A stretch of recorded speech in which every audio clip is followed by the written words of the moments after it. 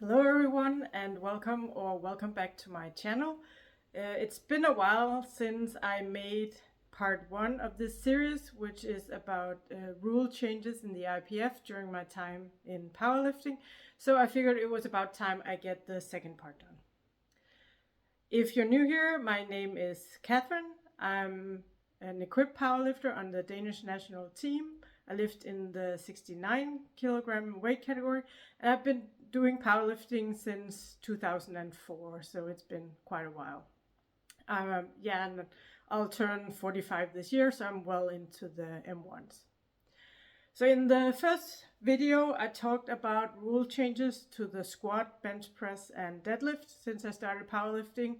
And yeah, most of the rule changes were about the bench press.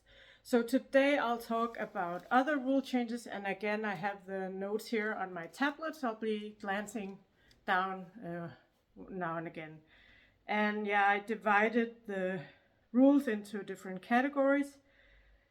So the first and probably most important rule change came in, I believe it was 2012, with the introduction of raw, or what is officially known as classic powerlifting. In 2012 there was the first Classic World Cup, and then in 2013 the first World Championship for classic powerlifting. However, in Denmark we've actually had a yearly classic competition for quite a while. I tried to look on the webpage and I could find the competition as far back as 2003, but it has to be said before that not all of the competitions are recorded in the database, so it might have been even before that. And the rules were basically what they are now, that you could wear wrist wraps, knee sleeves, belt and singlet. And that was basically it. And then it was also written into the rules for that competition that you had to be able to, I believe it was, put your knee sleeves on unassisted within 30 seconds. Anyways, that was besides the point. So I think this is a really important and actually good change, even though I'm an equipped powerlifter, because let's face it, equipped powerlifting is not very accessible to a lot of people. If you don't have a powerlifting club nearby with experienced equipped lifters, you're not getting into equipped powerlifting. I was lucky when I started that my club is very equipment oriented, so I could borrow some and they could guide me towards where to buy what and so on, and ease me into the equipment.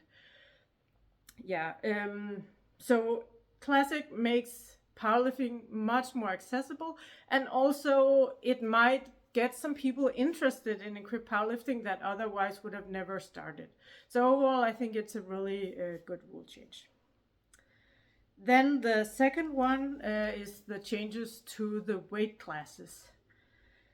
When I started, the weight classes for women were 44, so in kilograms, 44, 48, 52, 56, 60, 67.5, 75, 82.5, 90, and plus 90. And then at some point they changed it so that the minus 44 was only for junior and sub-junior lifters, similar to what the minus 43 is now. Then for the men, the weight classes were the same, except they started at 52. And then after 90, they had 100, 110, 125. And then super heavyweights were plus 125. And similarly, the minus 52 at some point was changed to be only for the junior lifters.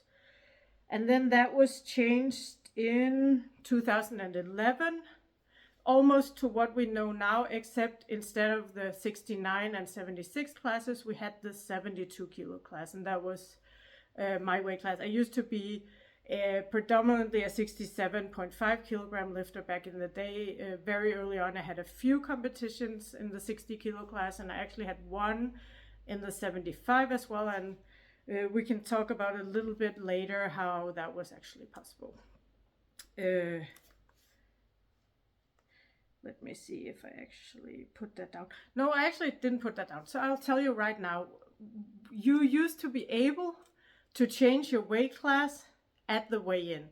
So if you where you were nominated in a weight class similar to the way you are now, but you could show up to the weigh-in of the lighter weight class or the heavier and say, hey, I'm competing in that weight class instead. And then, of course, you told the refs at the weigh-in that you didn't show up to your original competition.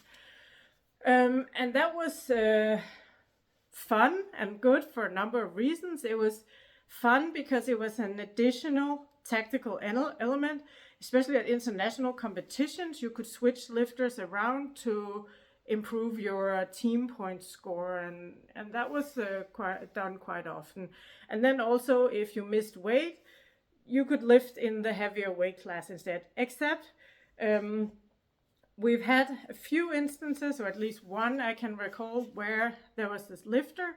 He alternated between lifting in the 75s and the 82.5s. And then one time he wanted to go down to the 75s. And it was a 2-day competition, and the 75s lifted on the second day. He missed weight, but the 82s had already lifted the day before, so that meant he couldn't compete. But yeah, that was changed. I don't even remember when, probably around the same time as the weight classes, or maybe a few years before that. And I think the reason was it was just very difficult to plan a competition because you didn't know exactly how many lifters would show up for a session, how many medals you needed if it was a smaller competition, like a local one with only a few people in each weight class. Then you would have like a bunch of bronze medals that you didn't need, maybe if a lot of people moved from weight classes. Yeah, so at one point I actually did that myself. I think I was 3 kilos from the weight limit for the 67.5, so I was around 64.5 kilograms. But there was no one in the 75 kilogram class, so someone said, hey, why don't you just drink 3 liters and weigh in at 67.6? So I was like, hey, sure, it's a bench-only competition, let's give it a go. And drinking the water was not the difficult thing. The difficult thing was lifting in the shirt afterwards, because drinking so much water in such a short period of time really bloated me, and I ended up bumming out. So not a huge success. Yeah, and then, as we all know, after COVID, so 2021, the 72 weight class was abandoned, and we now have 69 and 76 to make it even with the number of weight classes for men and women. I think that's a really good idea. And for me personally, it's also good because, again, I was weighing around maybe between 65 and 67 kilograms, and, well, very rarely 67. So I was lifting against lifters weighing 72. So now, even though I'm still usually on the lighter end of my weight class, at least my competitors only weigh up to 69 kilograms.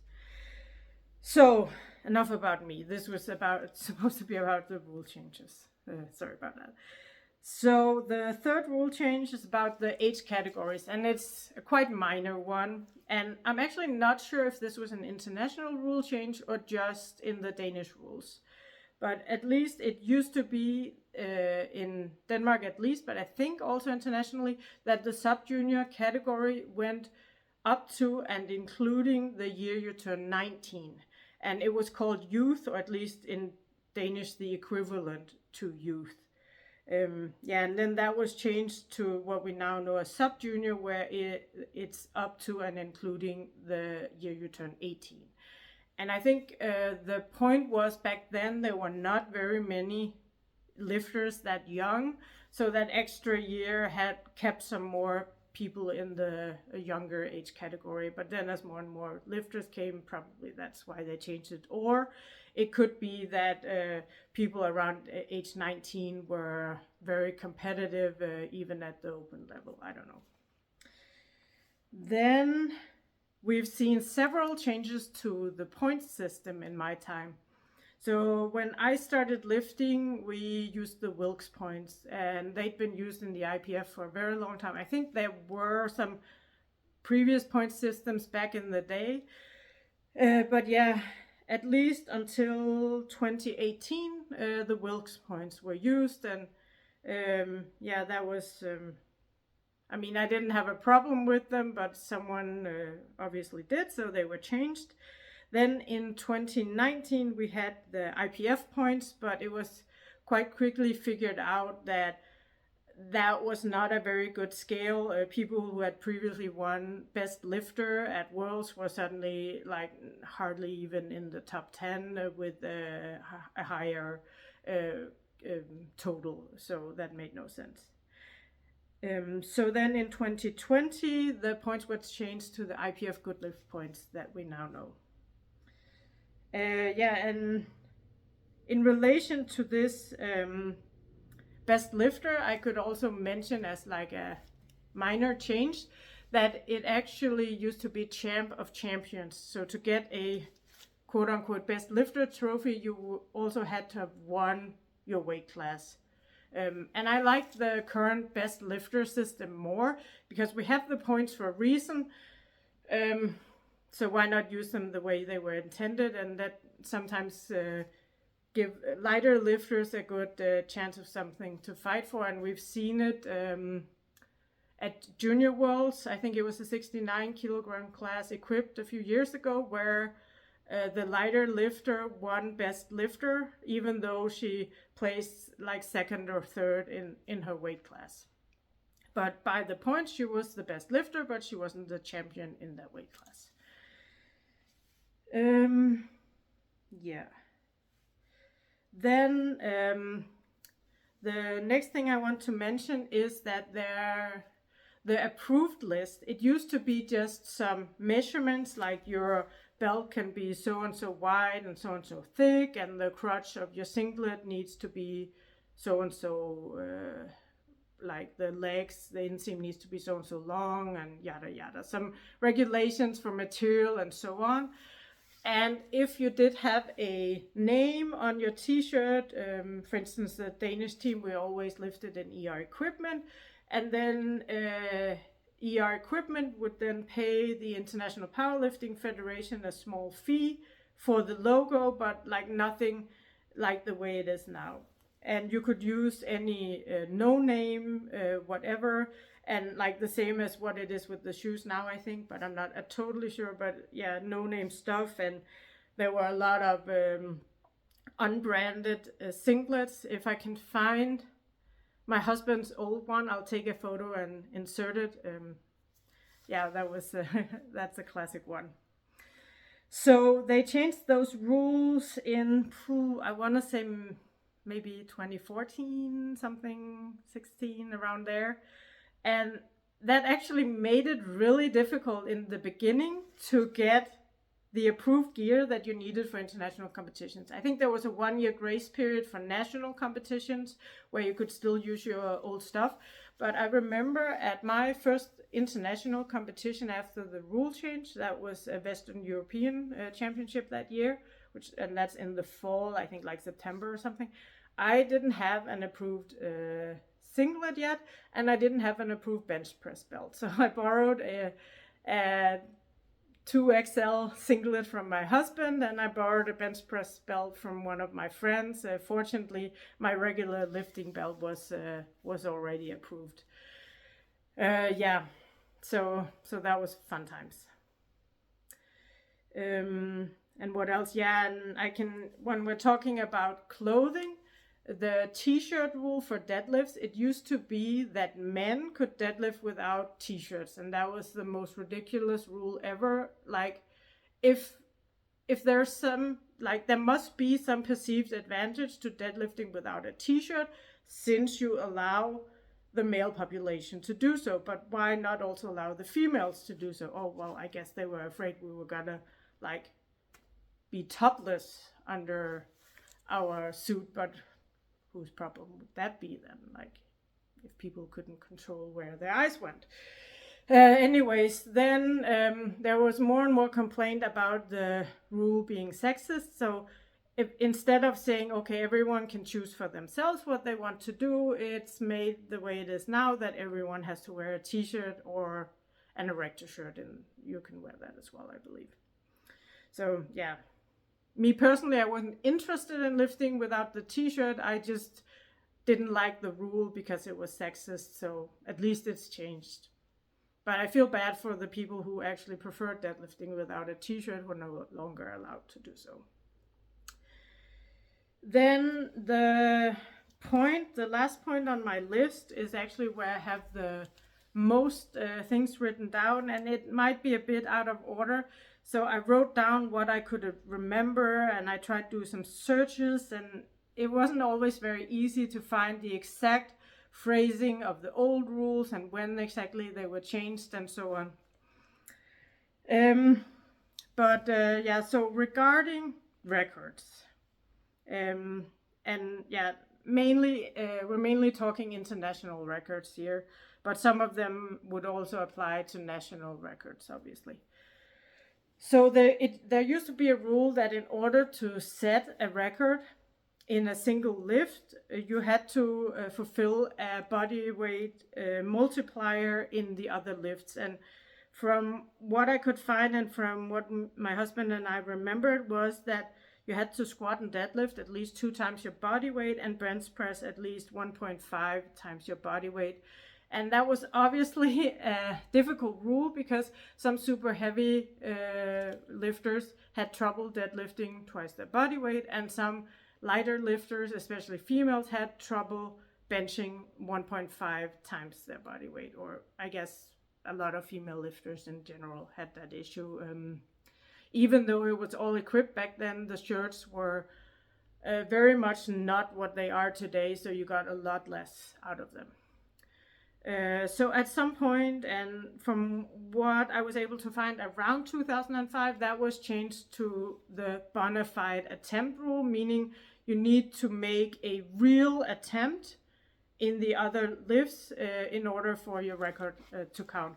And then obviously if it's a squat, you need to still get a total for the single lifts to count in the I'm messing that up, but like you can't set a squat record if you bottom on bench or deadlift. You get my point.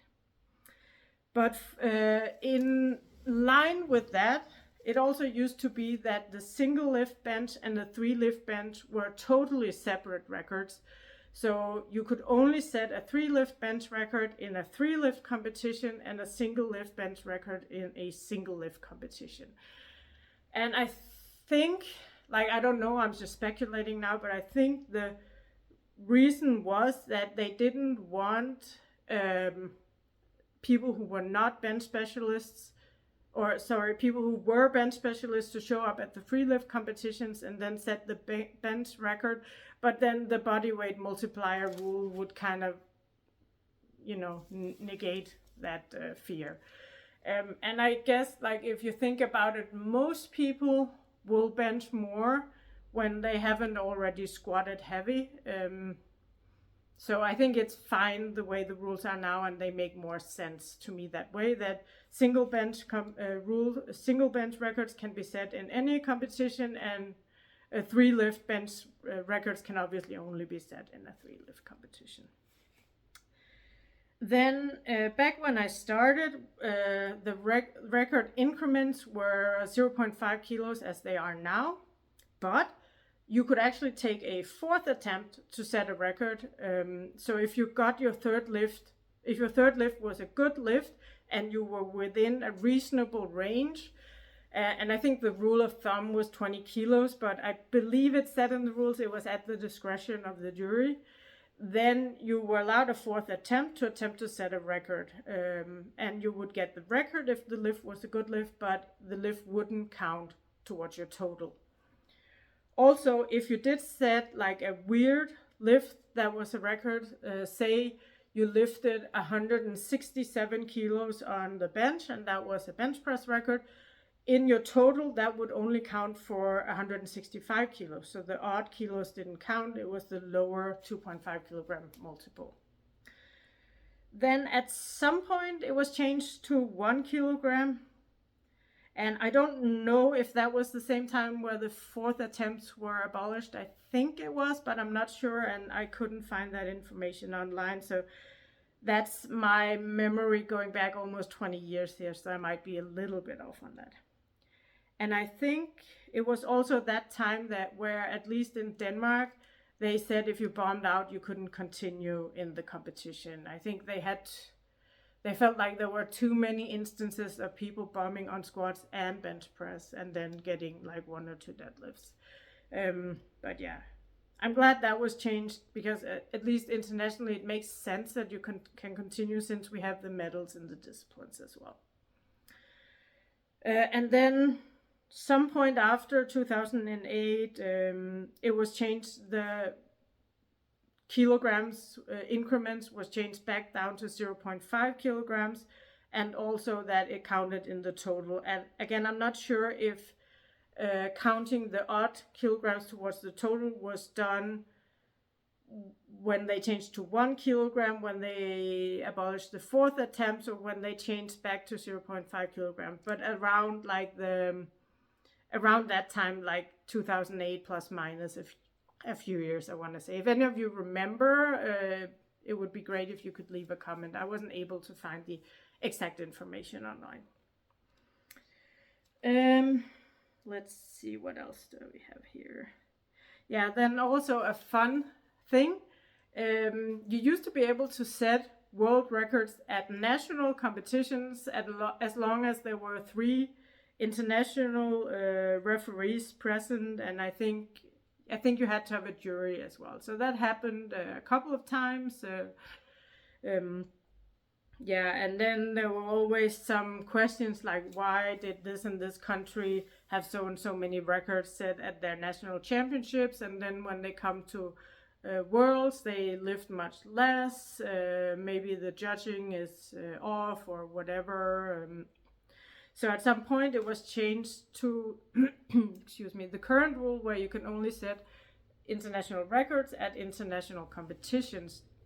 And I assume that was also when the wording, the way it is now, was written, that you have to, you have to have 3 international referees, obviously, since it's an international competition. And also it says now in the rules that they need to be from 3 different nations. And I don't know when exactly that was included. Then one other odd one, I couldn't really fit in with the others. At some point, and I want to say probably about 10-ish years ago, for world records or records in general, instead of the first lifter hitting the lift getting the record, it was the lightest lifter. So the records would follow the same system as the discipline medals. Yeah, and that, I think they just realized that doesn't make any sense, because if you think about it logically, you would think, okay, the first person to do something sets the record, and then for someone to break the record, they need to do more weight than that. Yeah. Then one last rule change that I'm sad had to happen, but I understand why. There used to be a rule that you had to have a negative drug test in order to get your world, or I think also European, but I know world record ratified. And at some point it was even the way that if you later tested positive, they could go back and I think that rule was that rule started in, I think, 2010, so they could go back to 2010 and then forward and then remove all your records if you later tested positive. And I actually didn't mind that rule at all. But I understand that wasn't WADA, or however you pronounce it, WADA compliant, so they had to change to what the anti-doping rules are now, and that's just the way it is, I guess. Yeah. So I think that's it, and yeah. I'm sorry for babbling for so long about stuff that's not really related to rules, but I hope that at least you found some of it interesting and maybe even surprising, and yeah, if there's something you want to add or correct me on, or something you found especially odd, I would love a comment down below. Thank you so much for watching, and I hope to see you again in my next video. Bye.